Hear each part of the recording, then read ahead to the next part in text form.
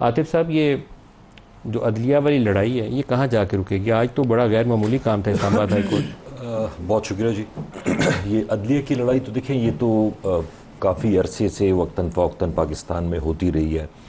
کہتے بھی رہے ہیں کہ پریشر ہے، ایک آدھ جج پہ ہوتا تھا، کبھی ایک آدھ فیصلے میں ہوتا تھا۔ ابھی تو یہ کچھ عرصے سے جو ہو رہا ہے یہ تو بالکل مطلب یہ پاکستان کی تاریخ میں کبھی ہوا ہے کہ 6 ہائی کورٹ کے ججز نے خود خط لکھا ہے کہ جی ہمارے ساتھ یہ ہو رہا ہے؟ مطلب انہونی بات ہے۔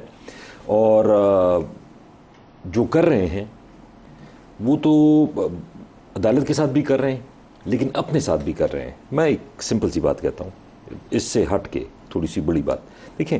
کہتے ہیں اداروں کی عزت کریں، فلانے کی عزت کریں، ہر ایک آدمی کی اپنی اور ہر ایک ادارے کی اپنے ہاتھ میں اپنی عزت ہوتی ہے۔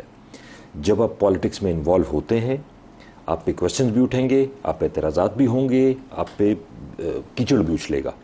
تو میرے خیال میں تو ابھی بہت ہو گیا، یہ چیز اتنی اوپن ہو گئی ہے، مطلب وہ بھائی بیٹھے ہوئے ہیں ان کو زیادہ پتہ ہوگا، لیکن جوڈیشری میں ہر ایک چیز میں، چاہے وہ یہ جو آپ ابھی بتا رہے ہیں ریزرو سیٹس کا، کیوں ایک ہفتہ ڈیلے کیا؟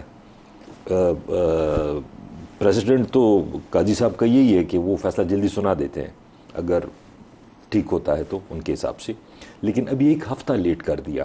ابھی اس میں بھی پتہ نہیں آگے کیا ہوگا۔ اسی طرح خان صاحب کے کیسز ہیں، اسی طرح ہمارے باقی پارٹی ممبرز کے کیسز ہیں، تو بہت غلط طرف یہ چیز جا رہی ہے۔ مطلب وہ پالیٹکس اپنی جگہ، لیکن ادارہ اور ملک اور پوری دنیا دیکھ رہی ہے، بہت غلط ڈائریکشن میں یہ چیزیں جا رہی ہیں۔